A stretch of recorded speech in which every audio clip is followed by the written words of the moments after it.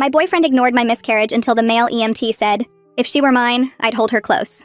He lost it. I was 11 weeks pregnant when sharp, stabbing pains had me crying and bleeding in our bathroom while my boyfriend William was in bed playing on his Switch with headphones on. I had to crawl to the bedroom and physically shake him before he noticed. "Something's wrong with the baby," I sobbed, blood already soaking through my pajama pants. He pulled one earbud out. "What do you mean?" "I'm bleeding. Bad. I think I'm losing the baby." He sat up slowly, annoyed, like I'd interrupted something important. "Are you sure? Maybe it's just spotting. Google says that's normal." I was curled on the bathroom floor passing clots when he finally called 911. Not because he was worried, but because I was being dramatic, and he wanted professionals to tell me I was overreacting. He actually said that to the dispatcher. When the EMTs arrived, William was back in bed. They found me alone on the bathroom floor, covered in blood, shaking. The younger EMT, Diego, immediately knelt beside me while his partner got the stretcher. "Hey, I'm Diego. We're going to take care of you, okay?" His voice was so gentle. "Can you tell me how far along you are?" 11 weeks, I managed through tears. Was our first." Diego squeezed my hand while his partner took vitals. "I'm so sorry you're going through this. Is your partner here?" William appeared in the doorway, fully dressed, keys in hand. "I'm going to follow in my car. Hospital parking is expensive, and I might need to leave early for work." Diego looked at him like he'd grown a second head. "Your girlfriend is having a miscarriage." "Yeah, well, these things happen. First trimester and all that." William shrugged. "Probably wasn't meant to be." I started sobbing harder. Diego immediately shifted to block William from my view, creating a protective barrier with his body. "Let's focus on getting you comfortable," he said to me, then looked at his partner. "Can you grab extra blankets from the truck?" "She's in shock." As they lifted me onto the stretcher, Diego never let go of my hand. "I know this is devastating. You're being so strong." William followed us out, complaining about having to miss his buddy's poker night tomorrow because now we have to deal with this. He actually asked the EMTs how long miscarriages usually take because he had a conference call at 9 a.m. In the ambulance, Diego sat beside me while his partner drove. William had already left in his car. Diego held my hand the entire ride, talking softly about anything except what was happening. His dog, the weather, a funny call from last week. When I started crying again, he didn't tell me to stop or that everything would be okay. He just said, "This is a loss. You're allowed to grieve." At the hospital, William was in the waiting room on his laptop. Diego wheeled me in and stayed while they transferred me to a hospital bed. When the nurse asked if my partner wanted to come back, William said he was good where he was because the Wi-Fi was better in the waiting room. Diego was finishing his paperwork nearby. He looked at William, then at me, then back at William. "You know," he said, loud enough for the entire ER to hear, "I've responded to hundreds of miscarriages. The partners usually can't let go of their girlfriend's hand. They cry together. They grieve together." William finally looked up from his screen. Diego continued, adjusting his equipment bag. "If she were mine, I'd hold her close. I'd tell her it's not her fault. I'd make sure she knew she wasn't alone in the worst moment of her life." He paused. "But maybe I'm just old-fashioned about what love looks like." William slammed his laptop shut and stormed over. "Who the flock do you think you are?" "I'm the person who held your girlfriend's hand while she lost your baby," Diego said calmly. "You were checking work emails." "She's being dramatic. It's just a miscarriage." "Just a miscarriage?" I said from the bed. "It's our baby, William." He rolled his eyes. "It's not even a baby yet. It's like what, the size of a lime?" "Raspberry," Diego corrected quietly. 11 weeks is about the size of a raspberry. William turned on him. "How would you know that?" "Because I've had 3 miscarriages with my wife. I know every fruit size from blueberry to watermelon because we lost them at 8 weeks, 11 weeks, and 20 weeks. And every single time, I held her while she cried. I took time off work. I grieved with her." The entire ER had gone quiet. William's face was red, fists clenched. "Get away from my girlfriend." "Gladly." Diego looked at me. "You deserve better than someone who treats your loss like an inconvenience." That's when William fully snapped. He lunged at Diego, not caring how physically vulnerable I was, or how one wrong move would for sure kill our baby, and possibly even me. Security guards appeared from nowhere and grabbed William's arms mid-lunge, yanking him backwards so hard he stumbled. I screamed from the hospital bed, my voice coming out raw and broken as 2 more staff members rushed between William and Diego. The ER exploded into movement with nurses surrounding my bed and someone calling for the charge nurse while my whole body shook so hard the bed rails rattled. One nurse pressed her hand to my wrist, checking my pulse, while another adjusted the blood pressure cuff that suddenly felt too tight. My heart pounded in my ears and I couldn't stop shaking. Couldn't process that William had just tried to hurt someone right in front of me while I was bleeding and losing our baby. The head security guard positioned himself between William and the rest of us, his hand up in a stop gesture, while his partner kept a firm grip on William's shoulder. Diego stepped back with both hands raised in a calm, non-threatening position, his face neutral even though William was still yelling at him. The security guard asked Diego if he was hurt, and Diego shook his head no, his eyes briefly meeting mine with concern before looking away. William twisted against the guard's grip, his face red and splotchy as he shouted that Diego had disrespected him and everyone was taking my side. The partner pulled out a radio and reported the incident while the head guard took William's wallet from his pocket and wrote down his ID information. They told William he needed to wait in a separate area outside the ER, that he couldn't be near medical staff or patients right now. William's shouting got louder as they walked him toward the exit, his voice carrying back to where I lay frozen. He yelled that I was turning everyone against him, that this was all my fault for overreacting. His face was bright red with rage and something else, maybe embarrassment, as the automatic doors closed behind him.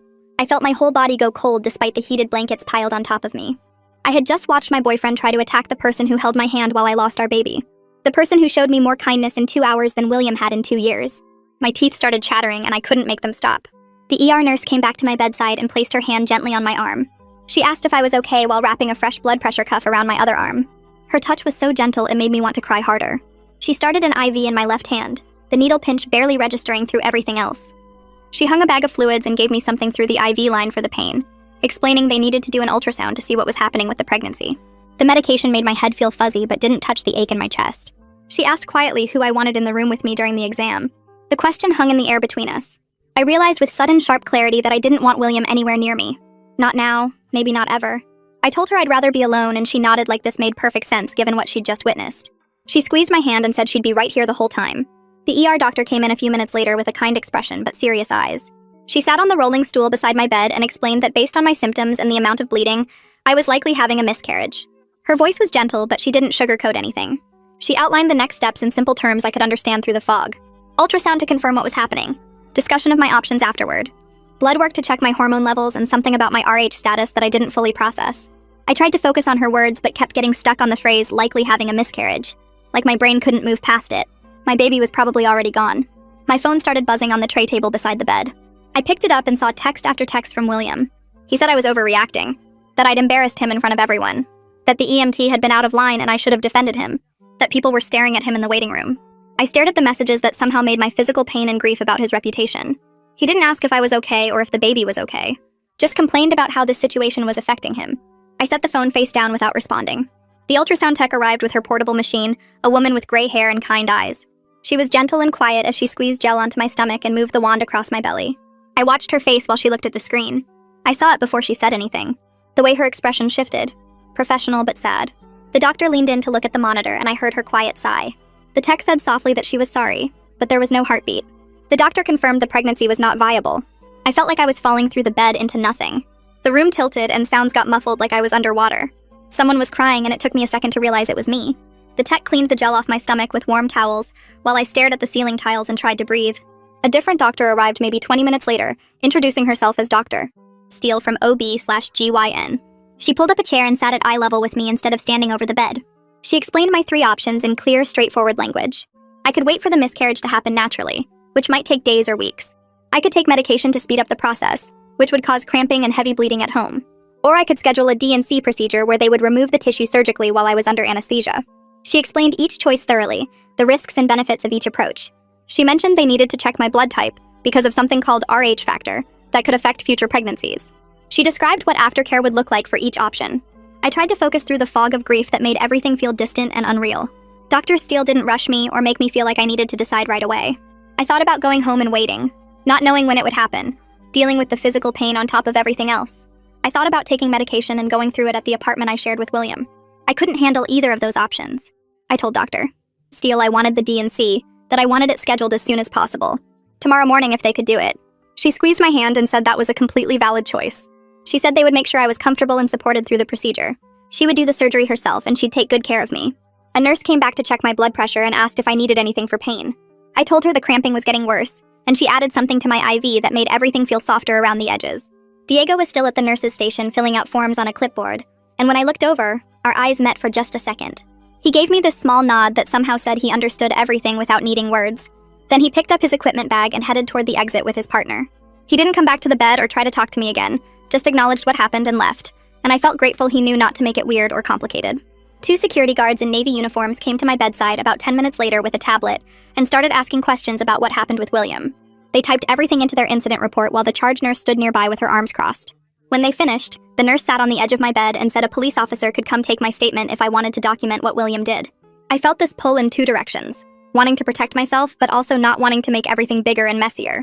The nurse must have seen me hesitate because she said I should at least hear my options, that I didn't have to decide anything right now, but it helped to know what was possible. I told her okay, and she made a call from the phone at the nurse's station. Officer Hines showed up around 8 that evening. A tall guy, maybe in his 40s, with kind eyes and a notepad. He pulled a chair right up next to my hospital bed instead of standing over me, and he asked me to describe what happened in my own words. I told him about William lunging at Diego, about security grabbing him, about all the texts calling me dramatic. Hines wrote everything down and nodded while I talked, never making me feel stupid or like I was overreacting. He explained that William's behavior toward medical staff was taken seriously, that attacking healthcare workers was a crime, and he gave me a pamphlet about protective orders if I needed one later. He said I didn't have to do anything tonight, but I should keep the information because sometimes these situations got worse before they got better. My phone started buzzing on the tray table after Hines left. I picked it up and saw text after text from William. He said I was being dramatic for getting him in trouble. He said I embarrassed him in front of everyone by making that EMT think he was a bad boyfriend. He said the security guards treated him like a criminal when he was just defending his relationship. I stared at the messages that somehow turned his attempt to attack someone into my fault, that made his violence about my behavior. He didn't ask if I was okay or if the baby was okay or what the doctor said, just complained about how this situation made him look bad. I held the phone in my hand for a long time, reading the texts over and over, and then I turned it completely off and set it face down on the table. The D&C happened the next morning in a surgical suite with bright lights and machines that beeped. Dr. Steele was there in scrubs explaining each step before they put me under, telling me what to expect when I woke up, making sure I understood the aftercare. The anesthesiologist put something in my IV and told me to count backward from 10. I made it to 7. When I woke up in recovery, the physical pain was less sharp than before, just a deep ache and cramping, but the emotional emptiness felt huge and overwhelming. A different nurse gave me detailed aftercare instructions on printed sheets, a list of support resources including grief counseling numbers, and a card with my follow-up appointment in 2 weeks. She asked if someone was picking me up and I said yes, even though I hadn't called anyone yet. I used the hospital phone to call May instead of William. She answered on the second ring and I started crying before I could say anything. She told me she was leaving work right now and would be there in 20 minutes. When she arrived at the recovery area, she took one look at my face and just hugged me carefully, avoiding my stomach. I told her I couldn't go back to the apartment I shared with William, that I couldn't be there with him after everything that happened. She said I was staying with her as long as I needed, no discussion, and she'd already texted her roommate to set up the guest room. The nurse helped me get dressed in the clothes I'd worn 2 days ago, now wrinkled and smelling like hospital, and May held my arm while we walked slowly to her car. The first night at May's apartment, I lay in her guest room staring at the ceiling, even though the pain medication should have knocked me out. The bed was comfortable with clean sheets that smelled like lavender detergent, but I couldn't stop my brain from replaying everything. The physical cramping reminded me my body was recovering from losing a baby, from having the pregnancy surgically removed, and the silence in the room felt both safe and suffocating at the same time. I could hear May moving around in the kitchen, the quiet sounds of someone trying not to disturb me, and I felt grateful and guilty in equal measure. May made eggs and toast for breakfast, setting a plate in front of me at her small kitchen table. She suggested blocking William's number while pouring coffee, saying it casual like she was mentioning the weather. I picked up my phone and looked at the settings screen, my finger hovering over the block button, but I could only bring myself to mute his notifications instead of cutting contact completely. May didn't push or tell me I was making a mistake. She just nodded and said I'd know when I was ready, and I appreciated that she wasn't forcing me to move faster than I could handle. Officer Hines called that afternoon while I was sitting on May's couch. He explained how to document any contact from William, walking me through the process of screenshotting texts and keeping a log with dates and times. He described how to request a protective order if William's behavior continued, what evidence I'd need, what the court process looked like. I wrote down everything he said in a notebook May gave me, feeling less helpless when I had concrete steps I could take instead of just waiting to see what William would do next. My manager called around 3 asking how I was doing, and I arranged medical leave using the note Dr. Steele had given me. I tried not to cry while explaining I needed time to recover physically and emotionally, that I wasn't sure exactly how long, but at least 2 weeks to start. The manager was understanding and said, of course, take the time I needed, but then mentioned they'd have to redistribute my projects to other team members. I felt guilty for creating problems at work, even though I knew logically this wasn't my fault, that losing a baby and dealing with everything that happened wasn't something I chose. The next morning I called the number Officer Hines had given me for therapists who take my insurance. The receptionist asked what I needed help with, and I had to pause because saying it out loud made it real again. I told her I lost a pregnancy and needed someone who understood that kind of grief, plus relationship stuff. She was quiet for a second in a way that felt kind instead of awkward, then said she had an opening with Gardenia Wallace next Tuesday if that worked. I wrote down the date and time in shaky handwriting, and when I hung up, I felt like I'd done something right even though my hands were shaking. 2 hours later, my phone rang with a number I didn't recognize. Dr. Steele's office wanted to schedule my follow-up appointment for 2 weeks out. The nurse went through a list of warning signs I should watch for. Heavy bleeding that soaked through more than 1 pad an hour. Fever over 100. 4 degrees.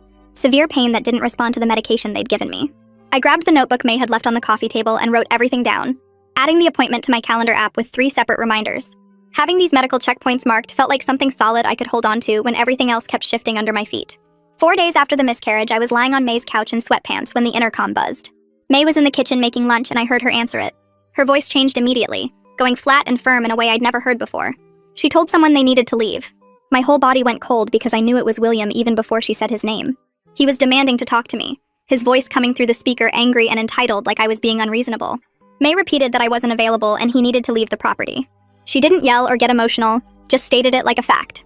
I was frozen on the couch with my heart beating, so hard I thought I might throw up. William kept arguing through the intercom, saying this was ridiculous and I was being dramatic. May pressed the button one more time and said if he didn't leave, she was calling the police. Then she let go without waiting for his response. She came back into the living room and found me curled up with my knees to my chest. She sat down and pulled out her phone, opening her notes app. She typed in the date, time, and what happened, exactly like Officer Hines had told us to do. Then she asked if I was okay, and I nodded even though I wasn't, because what else could I say? That night I couldn't sleep again. I kept thinking about William standing outside the building, about how he'd shown up like he had a right to me. I got up around 2 a.m. and found the folder the hospital advocate had given me. Inside was information about therapy and support groups, plus the intake paperwork Gardenia's office had emailed me. One section asked about coping strategies and mentioned journaling as a way to process things. I found a blank notebook in May's guest room desk and opened it to the first page. I wrote the date at the top. Then I started writing about what happened, starting with the bathroom floor and the blood and William not noticing. The words came out messy and I had to stop 3 times to cry, but I kept going. I wrote about Diego holding my hand in the ambulance, about William trying to attack him in the ER, about losing the baby and feeling like my body had failed at the one thing it was supposed to do. When I finally stopped, my hand was cramping and I'd filled 6 pages. I felt raw and exhausted, but also like I'd let something out that had been trapped inside my chest. Tuesday came and I took the bus to Gardenia's office in a building downtown. The waiting room had soft gray walls and plants in the corners. A woman about my age came out and introduced herself as Gardenia, shaking my hand gently. Her office had a couch and a chair, warm lighting that wasn't too bright, and a box of tissues on the side table. She told me to sit wherever I felt comfortable and I chose the couch. Then I just started crying. I couldn't help it. She didn't try to stop me or make it better, just sat quietly and pushed the tissue box closer. After maybe 10 minutes, I managed to say I didn't know where to start. She asked what brought me here, and I told her about the miscarriage, about William's reaction, about feeling like I was drowning. She listened without interrupting, nodding sometimes, but mostly just letting me talk. When I finally ran out of words, she said something that made me feel less crazy. She said losing a pregnancy isn't just losing what is, it's losing what you thought would be. All the future you'd already imagined. She said grief for that is real and valid. Then she handed me a worksheet about boundaries and said we'd work on this together. Looking at the questions on the page felt both obvious and like someone had just handed me a map I didn't know existed. 2 weeks after the DNC, I went back to Dr. Steele's office for the follow-up. The nurse took my blood pressure and temperature, asked about my bleeding and pain levels. Dr. Steele came in and did a quick exam, checking that everything was healing right. She said my physical recovery was going well, that my body was doing what it needed to do. Then she asked how I was doing emotionally and if I had support. I told her about staying with May and starting therapy. She asked if I was feeling guilty about the miscarriage, and I nodded because that feeling sat in my stomach all the time. Dr. Steele looked right at me and said firmly that nothing I did caused this. Not stress, not exercise, not anything. She said first trimester miscarriages usually happen because of chromosomal issues, problems that started at conception. We talked about fertility and whether I'd want to try again someday. She didn't push or make promises, just explained what the medical reality looked like. When I asked if my body would be able to carry a pregnancy in the future, she said probably yes, but there were no guarantees. I appreciated that she didn't try to make me feel better with fake reassurance. The next evening, May came into the living room where I was folding laundry and held out her phone. She'd screenshot a group chat with some of our mutual friends. William had written a long message about how the pregnancy wasn't a big deal since it was so early. He said I was being dramatic about what happened at the hospital. He claimed Diego had provoked him, and he'd just been defending himself. Reading his words made something shift in my chest, something that had been soft going hard. He was rewriting what happened, making himself the victim, erasing our baby like it had never mattered. I scrolled through the rest of the messages. A few people had pushed back gently, but most had just moved on to other topics. I handed the phone back to May and she asked if I was okay. I said I was done making excuses for him. I meant it. The next morning I called the police non-emergency line. I explained I needed to get my things from the apartment I'd shared with my ex, but I had a safety concern. The operator took my information and said someone would call me back. 3 hours later, my phone rang and it was Officer Hines. He remembered me from the ER and asked how I was doing. I told him I needed to get my documents and clothes from the apartment, but I was scared to face William alone. He said they could arrange a standby, where officers would be present while I collected my belongings. We set it up for the following Tuesday afternoon. He asked if I had somewhere to store everything, and I said yes. May had space. Hanging up, I felt my hands shaking, but also felt like I was taking control of something instead of just letting things happen to me. That afternoon, my manager called. She said she'd approved extending my medical leave another 2 weeks. I felt relief flood through me because I wasn't ready to go back yet. Then she mentioned they were concerned about some project deadlines, that my absence was creating problems for the team. I apologized and she said it was fine, these things happen, but I could hear the stress in her voice. After we hung up, I sat there feeling guilty for needing time to recover, guilty for making work harder for other people, guilty for everything. I knew logically that losing a baby and dealing with William wasn't something I chose, but knowing something logically and feeling it are different things. A few days later, I was making coffee in May's kitchen when she brought in the mail. She handed me an envelope forwarded from the hospital with my name on it. Inside was a card with a simple design, signed by the EMT department. It said they were thinking of me during this difficult time. I stared at it for a long moment.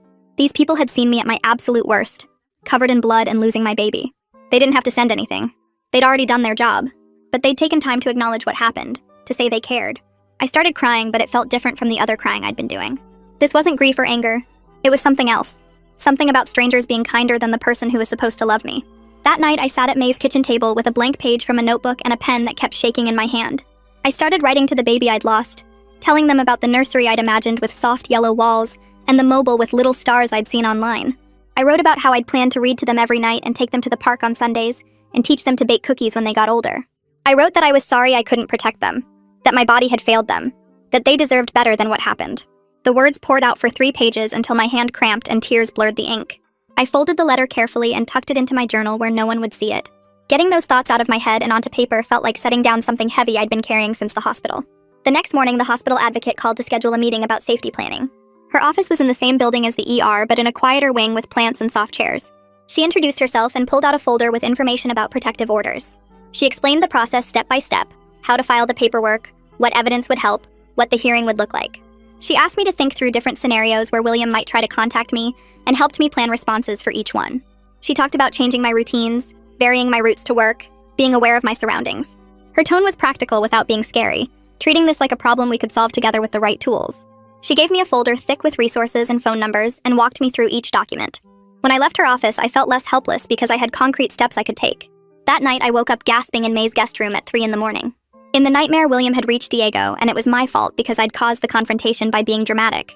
I sat up shaking and disoriented, not sure where I was for a few seconds. May knocked softly and asked if I was okay. I told her about the nightmare, and she made me tea and sat with me until my breathing slowed. In my next therapy session with Gardenia, I mentioned the nightmares. She taught me grounding techniques, having me name 5 things I could see, 4 I could touch, 3 I could hear. She explained that trauma doesn't follow a logical timeline, that my brain was processing what happened in the only way it knew how.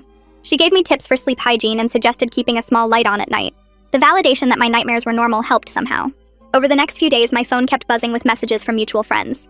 William had posted vague things on social media about betrayal and false accusations. People were asking me what happened, if I was okay, if the stuff William was saying was true. I responded to 2 people with brief messages saying I wasn't discussing this and asking them to respect my privacy. Then I deactivated all my accounts because the attention felt like too much when I was trying to focus on healing. Logging out felt like closing a door on noise I didn't need. The court date for the protective order hearing arrived faster than I expected. I'd spent the week before preparing paperwork with Officer Hines' help over the phone. We outlined the hospital incident, William showing up at May's building, the emails he'd sent. Hines walked me through what to expect in the courtroom, who would be there, what questions the judge might ask. He reminded me I had documentation and witnesses. I was still nervous about facing William in court, but having Hines explain the process made it feel less scary. May took the morning off work to come with me. We sat in the courthouse hallway on a hard bench waiting for my case to be called. She told me a story about her cat knocking over a plant at 2 in the morning and the mess she'd woken up to. I laughed for the first time in days. Her presence steadied me when I started feeling shaky. I realized how important it was to have someone who just showed up without needing thanks or explanation. When we stood up to go inside, William was suddenly there in the hallway. He walked toward me with sad eyes and his hands out like he wanted to hug me. He started to say he was sorry and could we please talk. I remembered what the hospital advocate had told me about maintaining boundaries. I told him I couldn't talk to him and walked past him toward the courtroom. He called after me that I was being unreasonable. I had to fight the familiar urge to turn around and comfort him and explain myself. Inside the courtroom, the judge reviewed the hospital security report and the medical notes from Dr. Steele and my written statement. She asked me a few questions about the incidents and whether I felt unsafe. I answered as clearly as I could. William tried to interrupt twice, and the judge told him to wait his turn. After reviewing everything, she granted a 6-month protective order. William's face went bright red as the judge explained the terms, what he couldn't do, the consequences if he violated it. I felt both relief that I was protected and a weird letdown that this huge moment was over in 15 minutes. Outside the courthouse, my hands wouldn't stop shaking even though I'd gotten what I came for. May guided me to a bench in the sun where I could breathe. She didn't tell me it was over or that everything was fine. She just sat beside me while my nervous system caught up to the fact that I was safe. 3 days later, the police standby happened. 2 officers met me at the apartment William and I had shared. They waited by the door while I packed essentials into boxes and trash bags. I moved through the rooms quickly, grabbing clothes and documents and the few things that were just mine. In the bathroom, I opened the drawer to get my toothbrush and found a receipt for the prenatal vitamins I'd bought 2 months ago. I sat down on the bathroom floor and cried for 5 minutes while the officers waited patiently. Then I wiped my face, finished packing, and walked out the door without looking back at the apartment where I'd thought I was building a life. Breaking the lease took 3 visits to the landlord's office and a check for $800 that made my stomach hurt to write. I sat across from the property manager while she printed out the release forms and explained the early termination fee in detail, like I hadn't already read the lease a dozen times. My hand shook when I signed my name on the line, removing me from the paperwork. The manager stamped the documents and handed me a copy, and I walked out knowing I'd just paid nearly a month's rent to never see William again. Back at May's apartment, I spread out my bank statements on her kitchen table and stared at the numbers until they blurred. May came home from work and found me there, pulled up a chair and opened a budgeting app on her phone. She walked me through setting up categories for rent, food, medical bills, and eventually my own place. I watched the numbers organize into something manageable and felt proud of myself for choosing safety, even though it cost me money I didn't really have. Therapy with Gardenia the following week focused on patterns I'd been avoiding seeing. She asked me to describe a typical argument with William, and I started explaining how I'd always tried to stay calm so he wouldn't get more upset. Gardenia stopped me there and asked how often I'd minimized my own feelings to manage his emotions. I opened my mouth to defend myself and realized I'd been doing exactly that for years. She didn't make me feel stupid for staying or blame me for not seeing it sooner. She just helped me understand the pattern so I could recognize it and make different choices going forward. I left that session feeling like someone had turned on a light in a room I'd been stumbling through in the dark. The OB clinic lobby was busy when I arrived for my regular follow-up 2 weeks later. I checked in at the desk and found a seat near the window, flipping through a magazine without really reading it. Diego walked in carrying a to-go coffee cup and stopped short when he saw me. We both hesitated for a second before I stood up and crossed the small space between us. I thanked him for the kindness the EMT showed me that night, keeping it general and not making it weird. He smiled and said they were just doing their job, then mentioned his wife had an appointment here too, which explained why he was in the building. The way he said it felt natural rather than pointed, and I appreciated that he wasn't trying to be my hero or my friend. We talked for maybe 2 minutes before his wife came out of the restroom and he excused himself. I sat back down feeling okay about the encounter, like we'd acknowledged what happened without making it into something bigger than it needed to be. May helped me load the baby items into her car the next Saturday morning. I'd only bought a few things before the miscarriage, a pack of onesies and a stuffed elephant and some books I'd been excited about reading someday. We drove them to a pregnancy support organization downtown and carried the bag inside together. The volunteer at the desk thanked us and asked if we wanted a receipt for taxes, and I said no, because I didn't want documentation of this loss sitting in a file somewhere. Back at May's apartment, we lit a candle on her coffee table and sat on the couch watching it flicker. It was a small ritual that acknowledged what I'd lost without trying to make it mean something bigger than it was. May didn't say anything profound or try to find a silver lining. She just sat with me while the candle burned down, and I felt grateful she understood I needed to mark this without drama. My first day back at work was a Monday morning 3 weeks after the miscarriage. My manager had created a ramp-up plan starting with easier projects to rebuild my confidence. I sat at my desk opening emails and reviewing spreadsheets while my coworkers welcomed me back with careful smiles. The project I started was straightforward data entry that didn't require much creative thinking. Around 2 in the afternoon, I felt tears building and had to lock myself in the bathroom for 5 minutes. I splashed cold water on my face and went back to my desk. At 4 o'clock, I nearly cried again when a coworker asked how I was doing in that careful tone people use when they know something bad happened. I made it through the whole day and felt a tiny bit of normalcy returning to my routine. The email from William arrived Wednesday morning from an address I didn't recognize. He asked if we could talk and complained that the protective order was making his life difficult. My hands started shaking as I read it, but I remembered the safety plan Officer Hines had helped me create. I took a screenshot of the email without responding, opened a new message to Hines, and forwarded everything with a brief note about the violation. My heart raced while I clicked send, but I also felt proud that I'd followed the plan instead of engaging with William's manipulation. HR called me in for a meeting the next day to update my emergency contacts and discuss building security. I removed William's name from every form and added May instead. The HR representative explained they were adjusting my building access badge and that security would get William's photo, so they could prevent him from entering the workplace. We walked down to the security desk together where I pulled up a photo of William on my phone. The guard made a copy and added it to their system. These practical measures made me feel slightly safer, even though I hated needing them in the first place. Gardenia noted progress in our next therapy session. She pointed out that my hypervigilance was decreasing based on what I described about sleeping better and not jumping at every sound. We talked about moving to appointments every other week instead of weekly. The progress felt fragile but real, and I was learning to trust that healing didn't have to be linear to be happening. She gave me homework about identifying my needs versus others' expectations, and I left feeling like I was building something sustainable rather than just surviving. My final OB follow-up with Dr. Steele happened on a Thursday afternoon. She did an exam and reviewed my lab results, then told me everything looked good, and there were no complications from the miscarriage.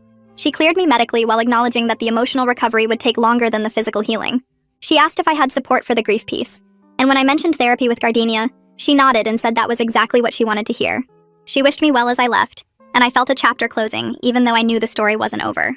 May's lease renewal notice came in the mail the following week. We were sitting on her couch when she opened it and mentioned she needed to decide about staying another year. I offered to increase my contribution to rent, signaling that I was planning to stay longer term rather than finding my own place right away.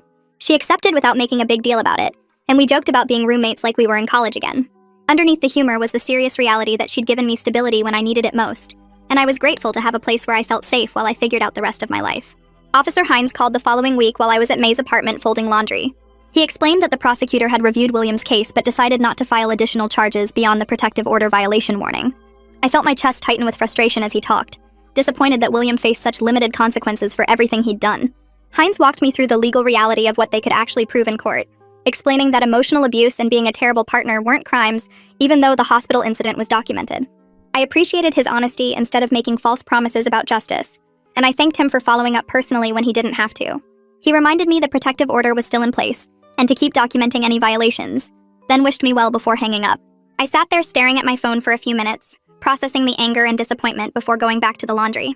The pregnancy loss support group met Thursday evenings at a community center across town. I drove there the next week, walking into a room with folding chairs arranged in a circle and 8 other women already seated. The facilitator introduced herself and explained the format where we'd go around sharing our stories and feelings. I listened to the first few women talk about their losses, noticing how the structure felt too formal and the sharing too prescribed for what I needed right now. When my turn came, I gave a brief version of my miscarriage without mentioning William or the ER drama, and the facilitator asked probing questions about my support system that felt invasive. After the meeting ended, I drove home knowing I wouldn't return. Individual therapy with Gardenia was working better for me, and I didn't feel guilty about that choice because I was learning that different people heal differently. I texted May that I'd tried the group, but it wasn't my thing, and she responded with a thumbs up and no pressure. I spent Saturday morning at May's kitchen table drafting a thank you note to Diego for his compassion during the worst night of my life. I wrote and rewrote it several times, trying to express gratitude without being weird or crossing boundaries. The final version was simple, thanking him for his kindness and professional care, acknowledging how much his compassion meant during a traumatic experience. I addressed it to the hospital's general feedback system, rather than trying to contact him directly, finding their online form and submitting it through proper channels. It felt important to express gratitude while respecting the boundaries he'd maintained throughout everything. I hoped he would see the feedback and know his kindness mattered, even if I never heard back. Clicking submit gave me a small sense of closure, like I'd honored something important without making it complicated. My work required CPR certification renewal, so I signed up for a public class at the community center 2 weeks later. I walked into the training room and immediately recognized Diego at the front setting up practice dummies. My stomach flipped, but I took a seat in the back row, hoping to avoid awkward interaction. During the morning break, he approached me with a friendly smile and asked how I was doing. I told him I was managing, that I had good support and was in therapy. He nodded and said he was glad to hear it, then mentioned his wife was pregnant again, which made me genuinely happy for him. I congratulated him and asked when they were due, and we chatted briefly about his excitement mixed with normal pregnancy anxiety. The conversation felt grounded in mutual respect, rather than anything complicated or charged. When the break ended, we returned to our spots, and I felt okay about the encounter, like we'd acknowledged our connection without making it into something it wasn't. My next therapy session with Gardenia focused on untangling my feelings about Diego. She helped me understand that my attraction to him was really about feeling safe and seen during trauma, not about him specifically as a person. We talked about the difference between genuine connection and trauma bonding, between real attraction and the desperate need to be rescued. She asked me to consider what Diego represented in that moment, how his basic human decency had felt like heroism, because William's cruelty was my normal. Something clicked as we discussed releasing the fantasy of being rescued, and building my own sense of security instead. I realized I'd stayed with William for so long partly because I kept hoping he'd transform into someone who cared, waiting to be saved instead of saving myself. Gardenia gave me homework about identifying moments when I'd given away my power and how to reclaim it. I left the session feeling like I'd understood something fundamental about my patterns.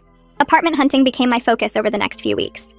I found a small studio closer to work, nothing fancy but clean and affordable with my own kitchen and bathroom. I used the savings I'd been keeping separate from William, plus a loan from my parents who were relieved I was finally leaving him completely. May helped me move in on a Saturday, loading her car with my belongings from her guest room, and the few things I'd retrieved from the old apartment. We made 3 trips, carrying boxes up 2 flights of stairs and arranging furniture in the tiny space. Having my own place with locks only I controlled felt like reclaiming something essential about myself. May ordered pizza for dinner, and we sat on my new floor eating from the box, joking about my minimalist setup. After she left, I stood in the middle of my empty studio and felt proud of myself for getting here. Closing the joint bank account with William required one last interaction through email. I logged in and saw we had one final shared bill to pay, then drafted a message about splitting it and closing everything. William responded with a dispute about who owed what, claiming I'd used more utilities the last month, which was ridiculous since I'd moved out. We went back and forth through terse emails for 2 days before I just paid the extra $20 myself to be done with it. The annoyance of dealing with financial loose ends was nothing compared to the relief of finally being financially separate. I transferred my half of the remaining balance, closed my access to the account, and deleted all his payment apps from my phone. Seeing those apps disappear from my screen felt like erasing another connection between us. I reactivated my social media accounts after 2 months of being offline, but I set much tighter privacy settings and made a clear policy about not discussing the miscarriage or breakup publicly. A few people immediately messaged asking what happened with William and if I was okay. I declined to answer the intrusive questions with a simple response that I was handling things privately. Some people pushed harder, wanting details or offering unsolicited advice, and I was surprised by how okay I was with disappointing their curiosity. I unfollowed anyone who made me feel obligated to explain myself and kept my feed limited to close friends and family. Being back online felt manageable now that I'd learned to protect my boundaries even in digital spaces. The date circled on my calendar arrived in early summer. It would have been my due date, the day I would have met my baby if everything had gone differently. I took the day off work without explaining why, just marking it as personal time. I spent the morning alone in my studio, lighting the same candle I'd used before, and reading the letter I'd written to the baby months ago. I let myself cry without trying to stop or analyze it, just sitting on my floor grieving what I'd lost. May texted around lunch to check on me but didn't hover or demand details. Just sent a heart emoji and said she was around if I needed anything. I appreciated having space to grieve in my own way, to mark this private milestone without performance or explanation. By evening, I felt emptied out but also lighter, like I'd honored something important. My first major project since returning to work wrapped up the following week. I'd been slowly rebuilding my confidence and workload, and this project felt like proof I could handle my job again. My manager called me in for our quarterly review meeting, and she praised the quality of my work and attention to detail. She mentioned increased responsibilities in the next quarter, potentially leading a small team on a new initiative. I felt a surge of confidence that I could handle more, that everything that had happened hadn't broken my ability to be good at my job. Walking back to my desk after the meeting, I realized I was starting to see a future again, instead of just surviving each day. A thick envelope arrived at my studio apartment 3 weeks later, with a law firm's return address, and I opened it standing in my kitchen to find a typed letter from William's lawyer. The apology was brief and formal, stating that William regretted the incident at the hospital and acknowledged his behavior was inappropriate during a difficult time. I read it twice looking for anything that felt genuine, but the language was clearly drafted by his attorney to satisfy the protective order requirements rather than coming from any real remorse. The letter mentioned nothing about the baby we lost or the months of emotional neglect that led up to that night. I folded it back into the envelope and filed it in the folder with all the legal documents, feeling nothing except maybe relief that I didn't feel obligated to respond. Gardenia had talked with me about how forgiveness isn't something I owe anyone, especially not someone who hurt me, and then apologized only because a judge made him. I closed the file drawer and went back to making dinner, surprised by how little the letter affected me compared to how much William's opinion used to matter. May mentioned over lunch the following week that her coworker had a friend who was recently single and wondering if I'd be interested in meeting for coffee. I felt my stomach tighten with anxiety, but also curiosity about whether I was ready to even think about dating again. May was careful not to push, saying it would just be casual and low pressure, maybe just a chance to practice talking to someone new. I agreed mostly because I trusted May's judgment and figured I could handle one coffee without it meaning anything serious. The guy's name was Jason, and we met at a cafe near the park on a Saturday afternoon, sitting outside at a small table.